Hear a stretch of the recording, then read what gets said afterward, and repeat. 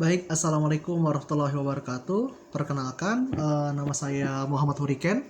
Saya merupakan mahasiswa Teknik Mesin UI 2019 dengan nomor mahasiswa 19063561191. Di sini saya akan menjawab pertanyaan dalam sebuah mata kuliah ya, yaitu pengukuran dan metrologi kelas 02 yang dibimbing oleh Bapak Ridho Irwansyah.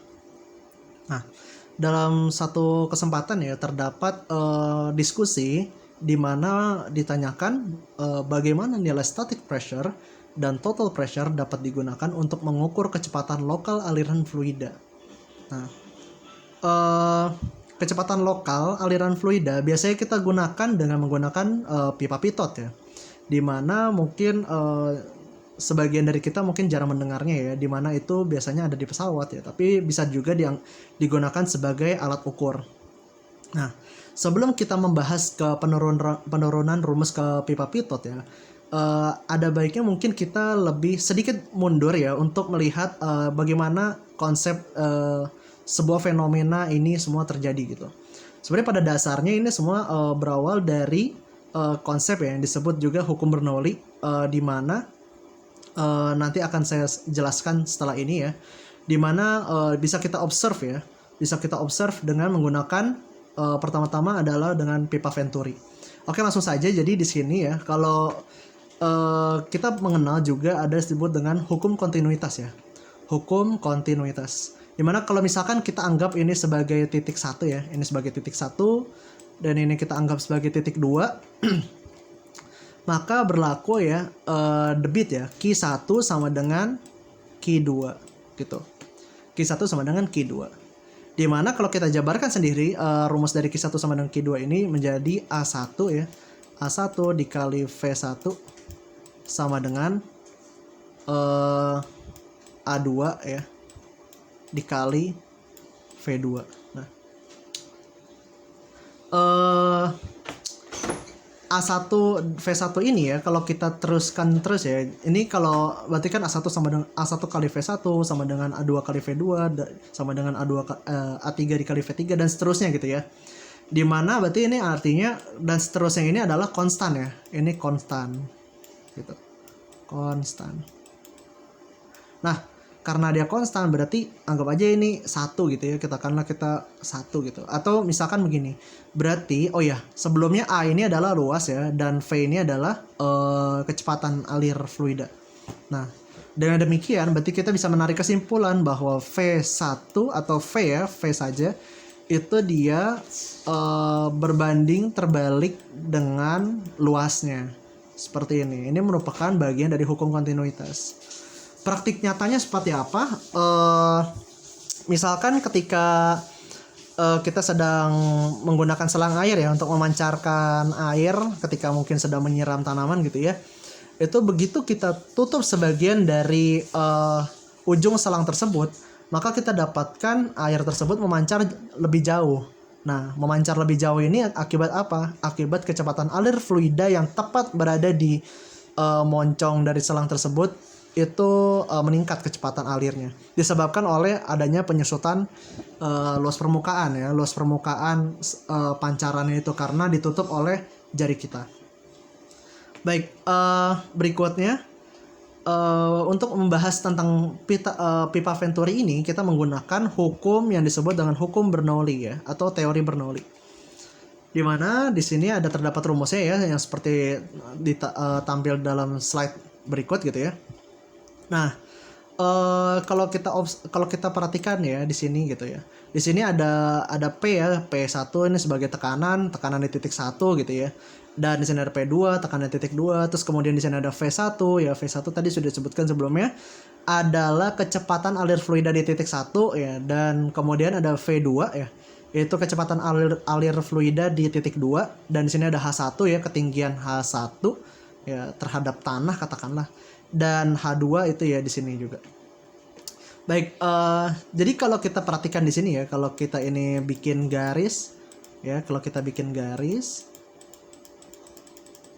maka kita anggap ya selisih sedikit antara titik 1 dan titik 2, selisih ketinggiannya ini ya teramat kecil gitu ya, sehingga kalau misalkan ini kan kalau bisa ya kita pindah ruas ke sini gitu ya, sehingga mungkin nanti jadi begini, rho G H1 dikurang H2. Nah, jika selisih dari kedua ini tidak cukup signifikan untuk bisa kita perhitungkan gitu ya, sehingga kita bisa abaikan saja gitu, karena ini juga mendekati 0 ya, karena kalau 0 sesuatu dikurang sesuatu yang sama akan ya 0 gitu, mendekati 0, jadi ya sudah gitu, dapat kita abaikan gitu. Jadi ini bisa kita abaikan. Kemudian di sini ada V1 dan V2 ya. Oke. Jadi kalau kita misalkan ya, kita pusatkan mereka semua ya yang memiliki variabel-variabel yang memiliki satuan yang sama ya, dalam ranah yang sama gitu, atau dimensi yang sama gitu ya, itu akan kita kumpulkan di salah satu sisi ya, sehingga akhirnya seperti ini gitu. Dan kita dapatkan di sini V1 dikurang V2 gitu ya, V1 kuadrat dikurang V2 kuadrat sama dengan P2 dikurang P1. Nah, kalau misalkan ya, semisal ya di kondisi demikian gitu ya, V1 ini kan ibaratnya lebih lambat ya, kalau kita bisa bilang, karena dia memiliki diameter yang lebih besar atau luas penampangnya yang lebih besar, sehingga kita sudah tahu ya kalau seperti ini, kita bisa simpulkan kalau V2 itu lebih besar dari V1. Kalau V2 lebih besar dari V1, berarti tandanya pengurangan berikut ini akan bernilai negatif. Nah, jika bernilai negatif, berarti apa yang harus dilakukan dengan P2 dan P1 ini, ya kan? Agar P2 dikurang P1 ini juga bernilai negatif, berarti kita harus setidaknya kita memiliki P1 tersebut ya lebih besar dari P2. Agar apa tadi? Agar hasilnya yang di sebelah sini juga negatif. Seperti itu. Berikutnya sebelum kita masuk ke pipa Pitot, mungkin saya ingin menggunakan perumpamaan ini. Ibaratnya kalau ada sebuah dinding ya, di mana dialirkan alir fluida seperti ini gitu ya. Dan kita bisa katakan ini sebagai titik 1 dan ini sebagai titik 2 gitu ya. Nah, apa yang akan terjadi jika anginnya itu ya, atau alir fluidanya itu tepat mengenai titik sumbu tengahnya ini? Maka di titik 2 ya, alir fluidanya ini akan stuck ya, akan berhenti gitu. Tidak tahu apa yang harus dilakukan ya, mungkin akan ada yang sedikit berbelok sini gitu untuk mencari alternatif gitu. Karena kalau enggak ya udah diem di situ kan, dianggap stuck gitu. Tapi siapapun fluida gitu ya, ini kan mungkin ada yang merembet ke samping, ada yang ke samping gitu ya. Tapi buat fluida yang tepat berada di tengah sini nih, mengenai sini, dia bisa kita anggap sebagai kecepatan 0. Sesaat dia 0 sebelum dia akhir mencari alternatif jalan. Sesaat dia akan kita bisa consider sebagai kecepatan di titik 2 ini 0 ya. Sementara kecepatan di titik 1 ya bernilai V lah, katakanlah gitu ya. Sehingga di sini bisa kita katakan ini ada P1 ya. Tekanan di titik 1 dan tekanan di titik 2 seperti ini. Nah, dengan menggunakan hukum yang sama, yaitu hukum Bernoulli ya, kita bisa anggap ya di sini tidak ada perbedaan ketinggian juga lah ya. Di sini tidak ada perbedaan ketinggian, sehingga H1 dan H2 bisa kita abaikan gitu ya. Kemudian di V2 ya, karena kita tadi sudah sebutkan sebelumnya bahwa kita consider sebagai kecepatannya mendekati 0 dan itu sangat kecil gitu ya, sehingga ini bisa kita abaikan juga. Lalu apa yang kita dapatkan di sini? Kita dapatkan bahwa tekanan di titik 2 ya. Tekanan di titik 2 gitu adalah mereka gitu, sisanya gitu. Sehingga akhirnya seperti ini. Gitu ya. Seperti ini. Oke. Nah, tadi kan sudah disebutkan ya bahwa di V2-nya ini kan 0 ya. Karena di V2-nya 0, sehingga akhirnya kita dapatkan kita yang rho-nya ini kita taruh bawah ya, oper pindah ruas gitu. Terus setengahnya juga pindah ke sana gitu, sehingga akhirnya didapatkan perhitungan seperti ini gitu. Ya. Perhitungan seperti ini. Gitu. Lanjut, berikutnya ini langsung pipa Pitot benerannya ya, tapi ini dalam ilustrasi yang lebih sederhana. Dimana kita bisa menemukan di sini ada 2 titik ya, ada 2 titik di sini, katakanlah ini titik 1 gitu ya, ini titik 2 gitu. Maka kalau kita amati lagi ya gitu ya dengan seksama bahwa siapapun yang mengalir lewat sini gitu ya, siapapun yang mengalir lewat sini, dia juga akan menemukan titik buntu. Udara yang melalui sini akan menemui titik buntu. Dan ketika dia titik buntu, berarti juga kita bisa anggap bahwa V1 ya, kali ini V1 gitu. V1-nya 0 gitu. Dan bagaimana dengan yang di titik 2 gitu? Ya katakanlah di sini ya ada bocor-bocor dikit lah ya gitu. Dari angin ini ada yang sebagiannya masuk gitu. Dan ini nggak seberapa dengan si titik yang V1 gitu. Karena yang V1 ini banyak banget udara yang masuk gitu, terkonsentrasi banyak gitu. Sementara yang ini mah cuma dikit-dikit aja gitu. Dan kalau kita tinjau gitu ya, antara di sini dan di sini gitu, udaranya ini lebih, karena volumenya lebih sedikit, jadi lebih mobile sebenarnya gitu ya gitu. Dan akibat dari hal ini menyebabkan bahwa rumusnya juga sama. Karena apa? Karena kalau kita lihat di sini ketinggiannya juga sama ya, ketinggiannya juga sama di sini nih ya kan, ketinggiannya juga sama, sehingga sama seperti kasus yang di slide sebelumnya yang sudah saya bahas, ketinggiannya sama sehingga bisa diabaikan ya, sehingga menyisakan ada tekanan di titik 1 gitu ya, dan tekanan di titik 2 gitu. Ini harusnya, ini kebalik ya, ini harusnya V2, ini titik 1 ya, titik 2, ini titik 2, ini V1. Nah, bisa sebenarnya kalau V1-nya itu mungkin lebih ke arah yang ada di atas ini ya. Jadi intinya tuh dengan adanya perbedaan kecepatan udara ya antara yang di sini dan sini gitu, dia itu bisa menimbulkan perbedaan tekanan seperti ini gitu ya, dengan rho-nya ya rho udara gitu, seperti itu.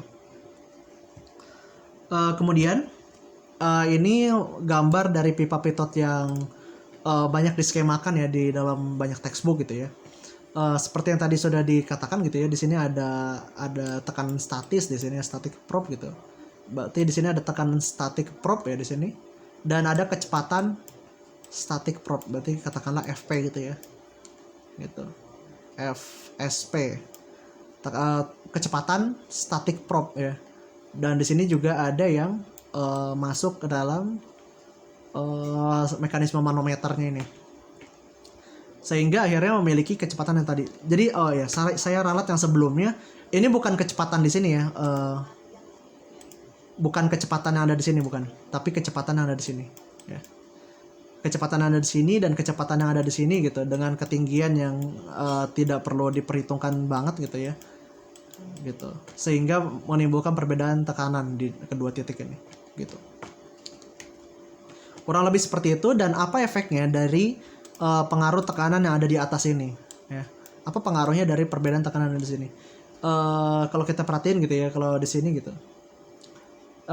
di sini buat yang lewat tengah ya, yang impact probe di sini dia tidak akan menemukan jalan lain, sehingga impact probe ketika berada di titik ini gitu ya, dia akan berhenti juga. Berarti anggap aja aliran fluida yang ada di sini juga sebenarnya udah cukup berhenti gitu, udah cukup ketahan. Jadi berarti gini, anggap ini udah terisi penuh dulu ya, ini terisi penuh gitu ya, ini terisi penuh, ini juga di sini terisi dengan aliran udara ya, udaranya sudah tidak mengalir lagi di sini gitu ya, ini sudah penuh gitu di sini. Sehingga kalau ini sudah penuh gitu ya, katakanlah ya misalkan kayak sebuah restoran gitu, atau sebuah tempat kayak misalkan antrian gitu ya, antrian wahana permainan gitu, ini udah penuh gitu, maka kalau ada yang mau masuk lagi ya udah nggak bisa gitu ya, perumpamannya seperti itu. Jadi angin yang mau masuk ke dalam sini gitu, itu udah dianggap ini kecepatannya 0. Jadi dia udah seperti dinding yang tadi lagi gitu, dia udah mau masuk sini udah nggak bisa gitu, karena di sini udah close, ibaratnya udah antrian udah penuh gitu, udah banyak yang ngisi. Sementara di sini ya, channel yang di sini ini masih terus jalan, sehingga ada perbedaan kecepatan di antara kedua titik ini ya, dan perbedaan tekanan gitu, menyebabkan perbedaan tekanan. Apa impactnya ya dari perbedaan tekanan ini mempengaruhi manometer yang ada di bawahnya gitu, manometer yang ada di bawahnya. Dan ini kita bisa tinjau dari perbedaan di sini gitu ya. Seperti itu.